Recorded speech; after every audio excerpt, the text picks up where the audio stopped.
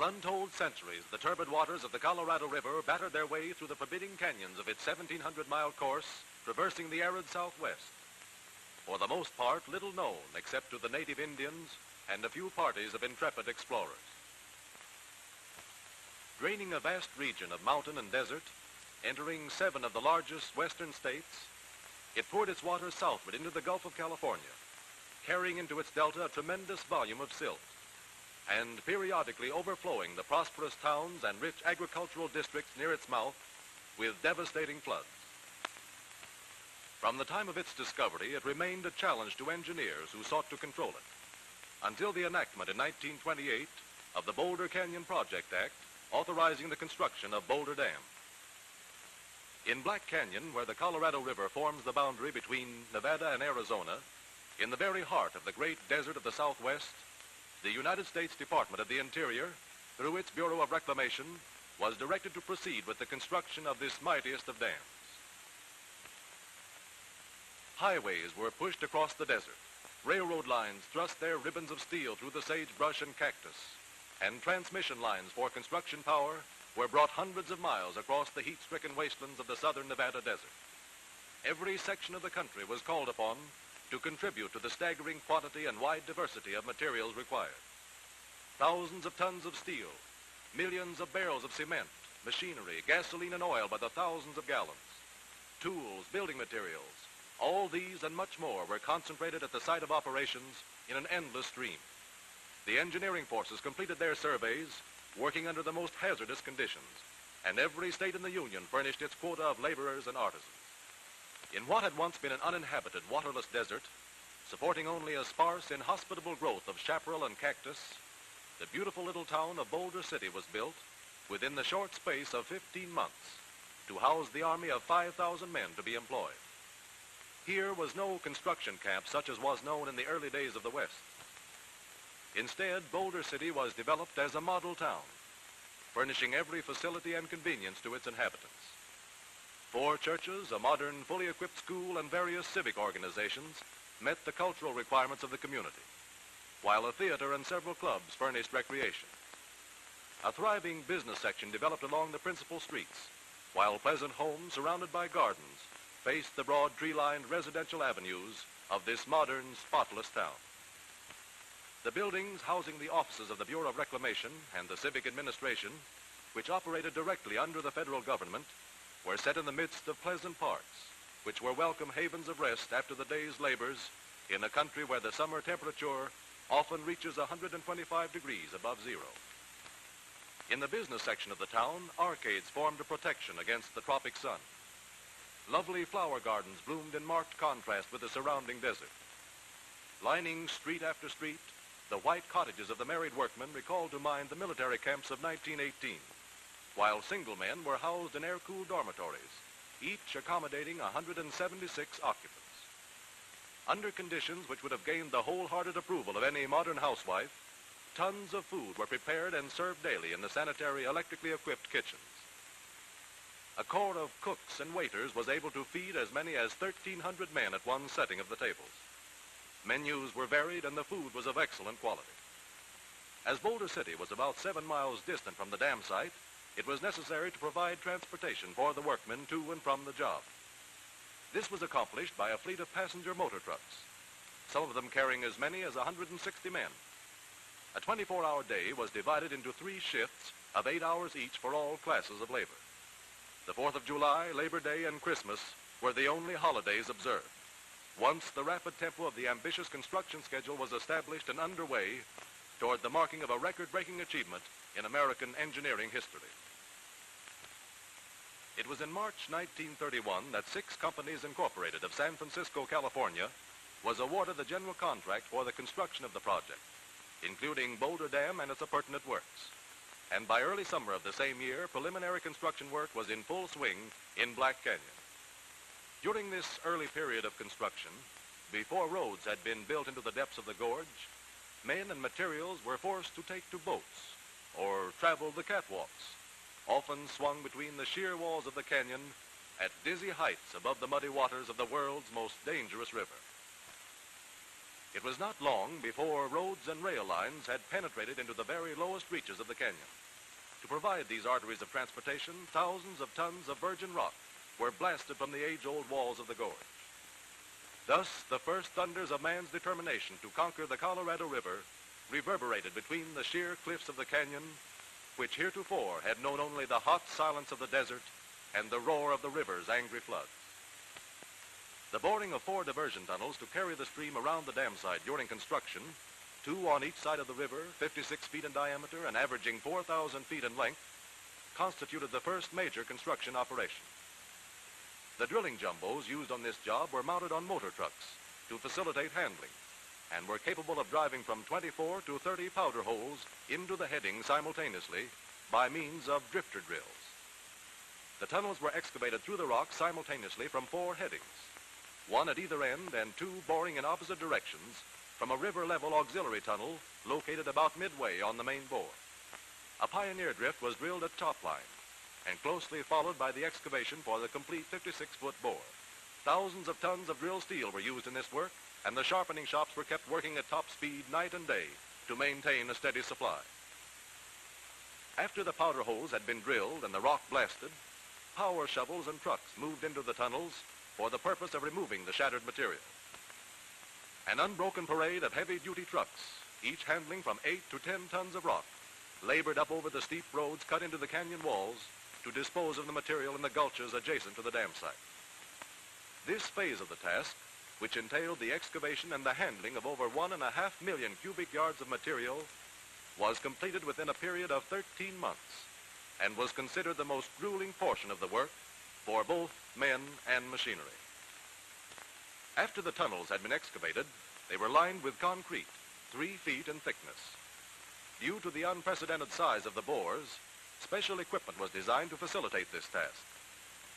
The tunnels were lined in segmental sections, the invert or base being the first in which the concrete was placed.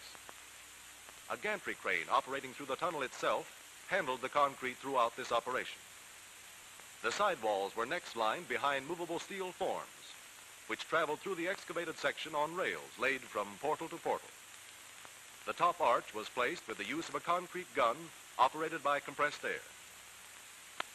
To prepare the canyon walls to receive the abutments of the dam and to remove loose and dangerous rock from the face of the cliffs overhanging the site, many tons of rock were torn away and hurled into the depths of the canyon in a series of spectacular blasts, which occurred almost daily during the period from commencement of operations at the dam site to the time when actual building of the dam began about 2 years later. To reach their positions on the canyon walls, the men engaged in the work of drilling and handling explosives for these huge blasts traveled in cages or skips swung on cables at heights of hundreds of feet over the river. To the casual observer, this dizzy sky ride must have seemed thrilling indeed, but to the workmen themselves it became a matter of course and all a part of the day's job. The first step in preparing for the blast was the drilling of powder holes into the rock of the canyon wall. For this purpose, the jackhammer drill, operated by a single man, was generally used. The holes were then loaded with dynamite, and the blast set off, shattering the air with its detonation and shaking the very earth with its force. After the blast, acrobatic workmen, known in construction camp parlance as high scalers, swarmed over the fragments of rock, shattered and loosened by the uphill of the explosion.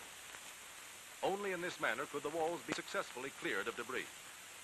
Swinging in bosun's chairs from the canyon's rim, these daredevils were protected in their hazardous work by hard helmets, safety ropes, and other safety appliances.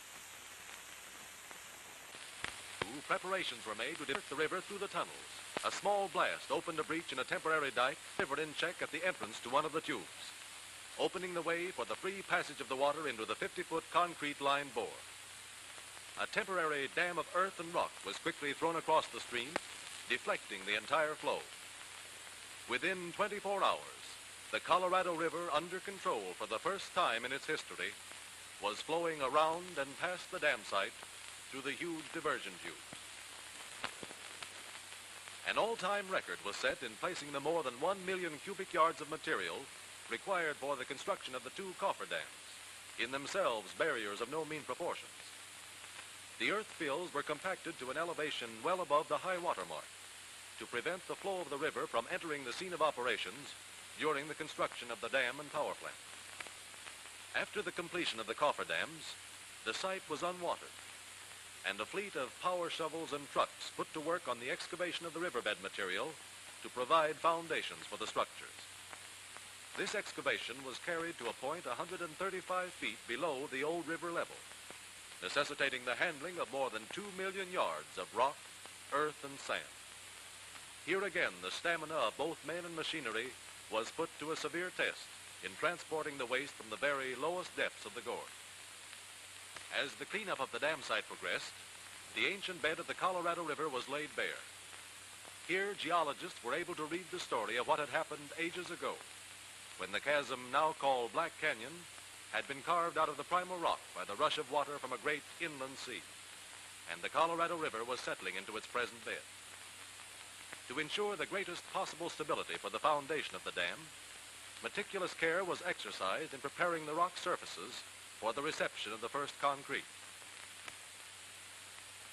Sand and gravel for the 4.5 million cubic yards of concrete required for the construction of the dam and its appurtenant works were obtained from a detrital deposit located on the Arizona side of the river, some 12 miles upstream from the dam site.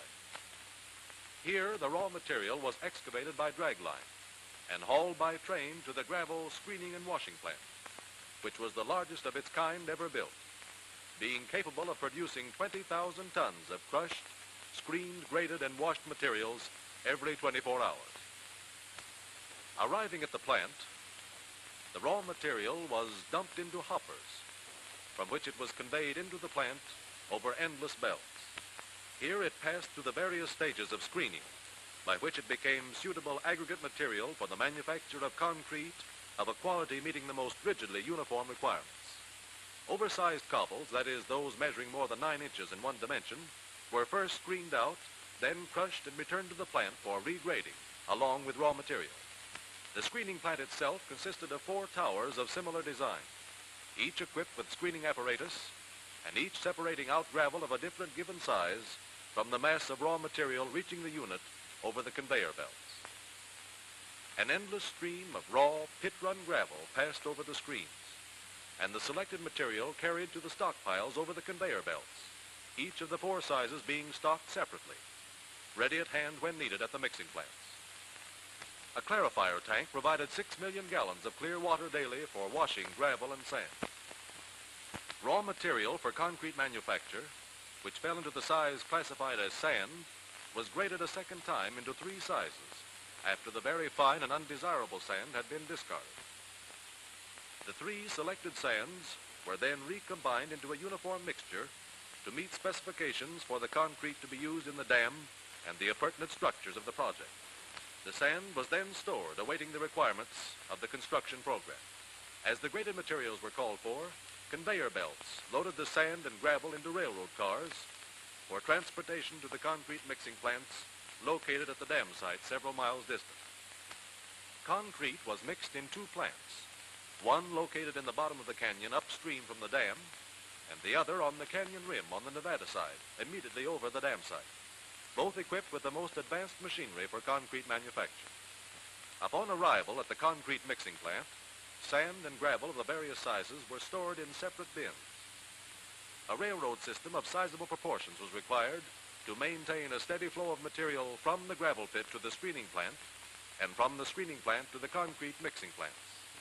Bulk cement was unloaded from railroad cars by means of a pneumatic pump and conveyed into the bins of the blending plant, where cements from several production sources and of varying physical and chemical characteristics were combined into a uniform product. This was necessary because of the requirement for standardization in concrete workability, strength, texture, color, and other properties. Following the progress of concrete manufacture through its successive stages, we see the several ingredients entering the concrete mixing plant, where they were combined scientifically and under rigid inspection into a finished product. With a maximum capacity of 24 cubic yards of concrete every 3.5 minutes, the high-level mixing plant at Boulder Dam represented the ultimate in plant installations of its kind. Here, automatic equipment not only controlled the apportionment of the concrete ingredients, but in addition maintained a graphic record of every plant operation. From his post on the control deck of the mixing plant, an operator was able to direct the entire mixing cycle, from the initial weighing of the ingredients on through the complete mixing process. The human element was almost completely eliminated, as the mechanical equipment was capable of automatically selecting, measuring, weighing, and recording the proper materials in the precise amounts required for the production of a given mix, to which the recording dials had previously been adjusted and set. Here also we find the production line conveyor belt speeding up the process by carrying the component parts from the measuring and weighing hoppers into the batching bins, from which the materials were dumped into the 4 cubic yard capacity rotary mixers. Water was added in controlled amounts, and the entire mass thoroughly agitated as the last step in the economical and efficient manufacture of a concrete strong enough to withstand the enormous pressure to which the dam would be subjected. From the mixing plant, concrete was dispatched to all sections of the works, and because of the widely varying conditions prevailing, various types of containers and methods of transportation were involved. Motor trucks and electric trains were utilized as carriers, and containers varied from the 8 cubic yard capacity bottom dump buckets to the 4 cubic yard capacity transit mixers. The latter were used on long hauls, where it was necessary to agitate the concrete in transportation to prevent segregation of the mix. However, the major portion of the concrete handled on the project was carried in the 8 cubic yard buckets and transported from the mixing plants by electric train. A system of 9 aerial cableways spanning the canyon from rim to rim and anchored at either end to movable towers was utilized to carry the concrete and other materials from the points of train or truck delivery to the dam and other structures on the project. It was on June 6, 1933, that the first bucket of concrete was placed in the very lowest of the dam forms, 135 feet below the level where a few months previously had flowed the unchallenged Colorado River. What was to become the highest dam in the world began to rise from the impregnable rock of its foundation. As bucket after bucket of concrete was dumped into the forms, the plan of the structure became apparent, and soon extended along its full 660 feet dimension of thickness at the base. Throughout the lower levels of the structure, concrete was placed from a trestle anchored to the Nevada wall of the canyon.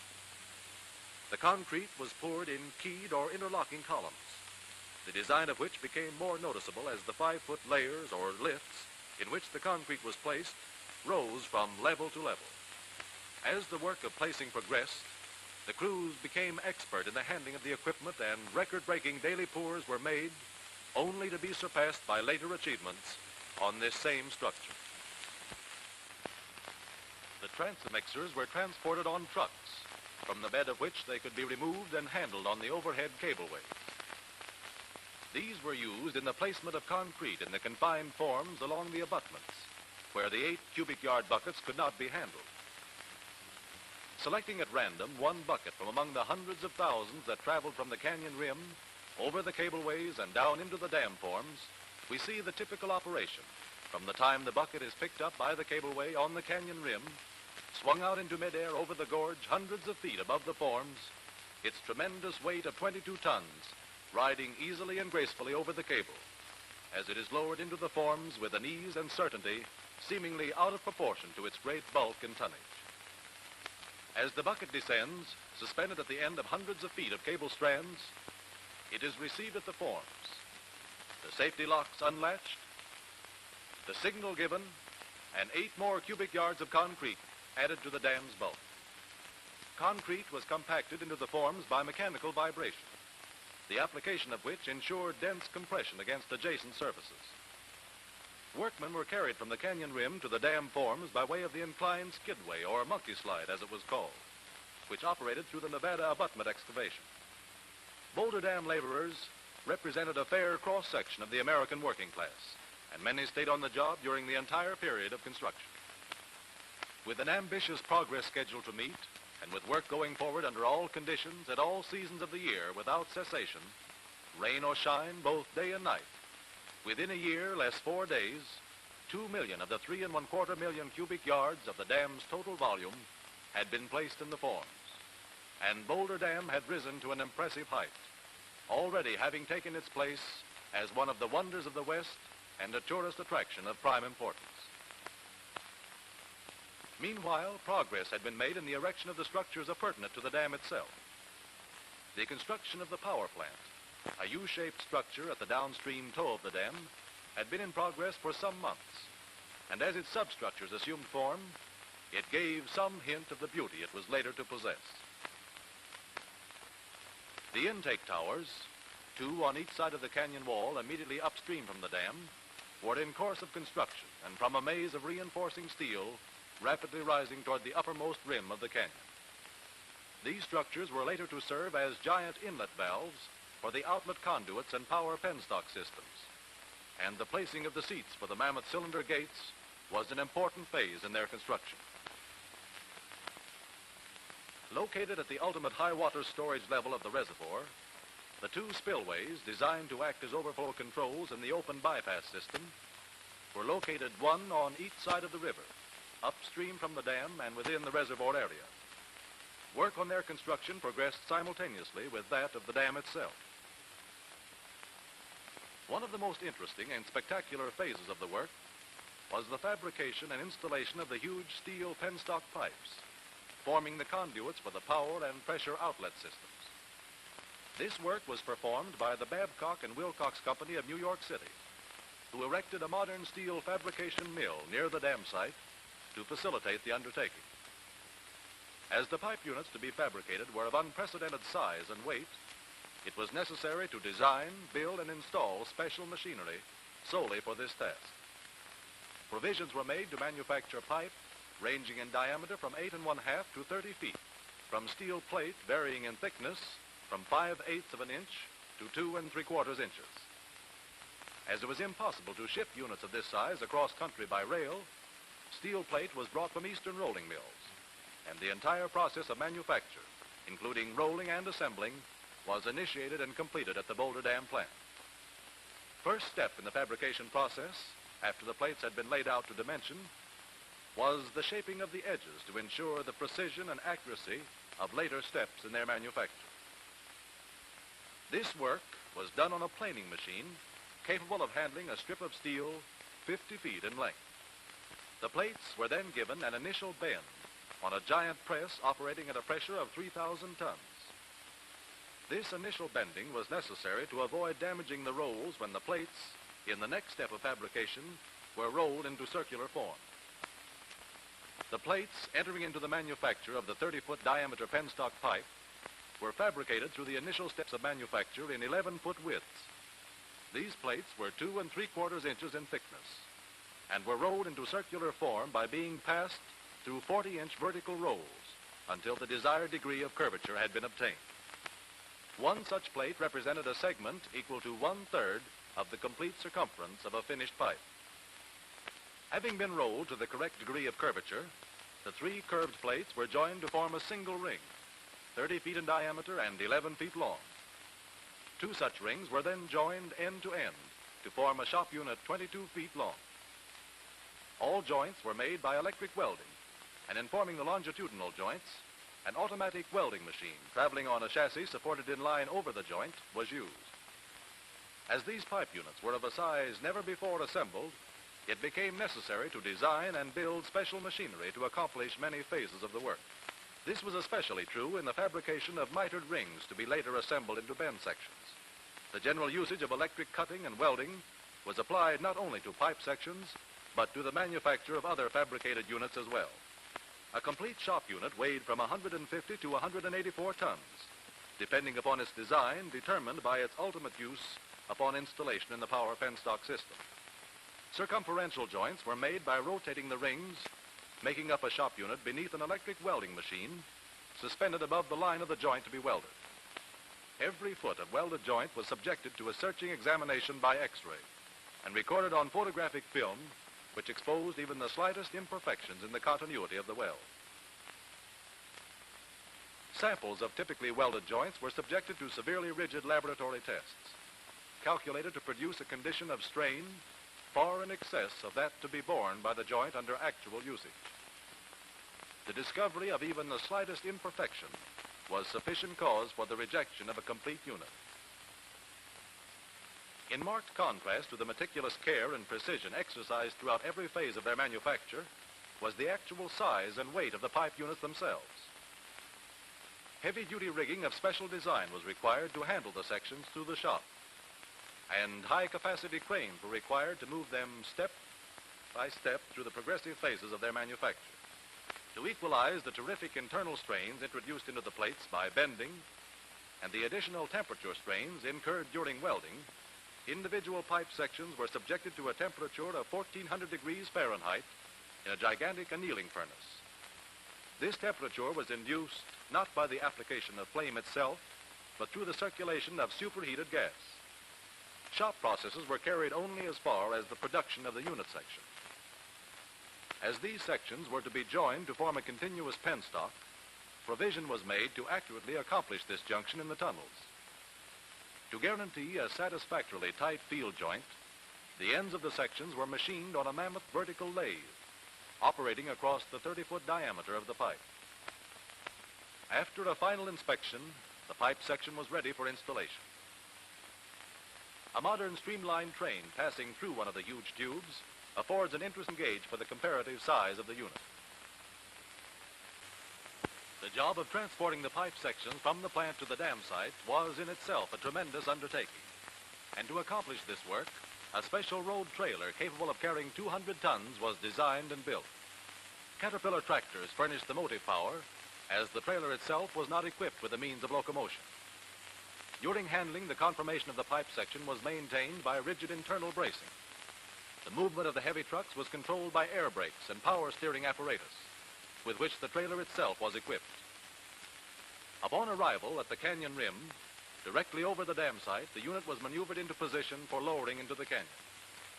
To perform this task and to handle other heavy equipment, a permanent 200-ton capacity cableway had been swung over the gorge, its 6 3.5-inch track cables securely anchored into the rock of the canyon wall. The cableway was manipulated from a control tower overhanging the canyon, from which the operator commanded a full view of all its movements.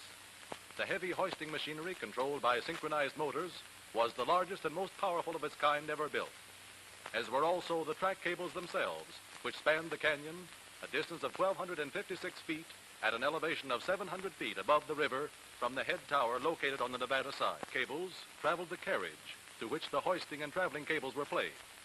A specially designed heavy-duty rig, which became known to the workmen as the moonbeam, because of its peculiar shape and from which the pipe sections were suspended, was used in lowering the huge tubes into the low levels of the canyon while cradled in a sling of heavy steel cable.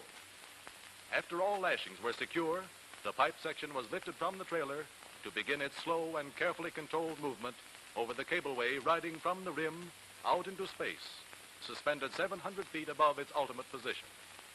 When the cable carriage with its tremendous weight of steel had been maneuvered into location over the intended landing far below, the hoisting cables were slowly played out and the pipe lowered under absolute control into the canyon. Here, a second specially designed car waited at the portal of the access tunnel to relieve the cableway of its burden and carry the pipe section underground to become a part of the extensive conduit system penetrating the cliffs on both sides of the canyon. With the workmen laboring in the tunnels far underground, the gargantuan task of placing the penstock pipes in position to form continuous conduits between the intake towers and the powerhouse and outlet works was accomplished. The separate units were hoisted into location with the aid of cables, and once placed in position, were joined with pressure pins to form a continuous pipe. While work on the appurtenant features of the Boulder Canyon project was in progress, an uninterrupted stream of concrete had been pouring into the forms of the dam from both mixing plants. Progress was curtailed only by the limitations of sound engineering and construction practice.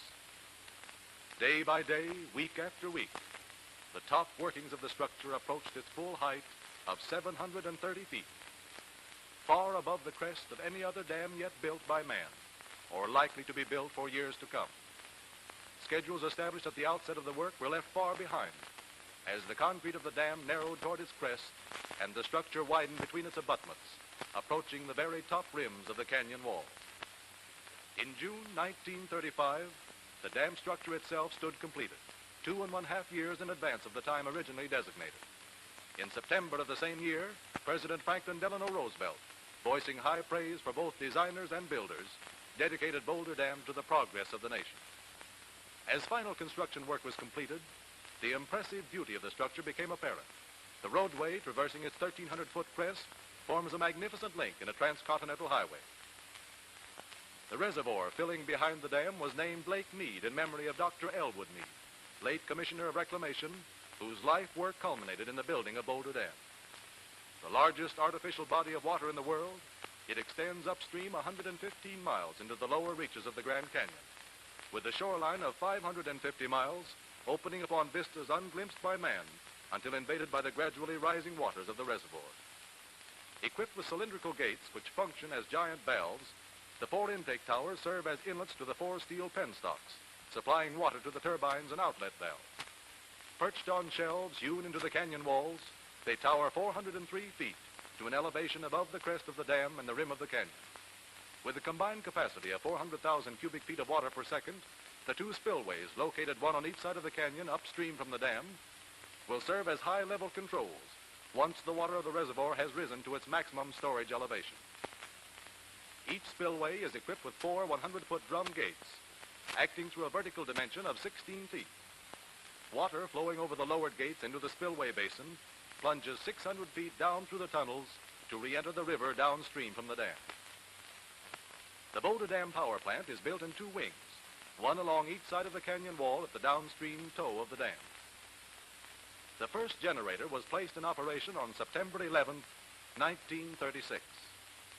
Equipped with 17 generating units, with capacities ranging from 40,000 to 82,500 kilovolt amperes, this, the world's largest power plant, is capable of generating 1,835,000 horsepower of electrical energy when operating at its rated capacity. The transmission lines carrying Boulder Dam power radiate in a network from the dam with the major lines serving the Los Angeles metropolitan area.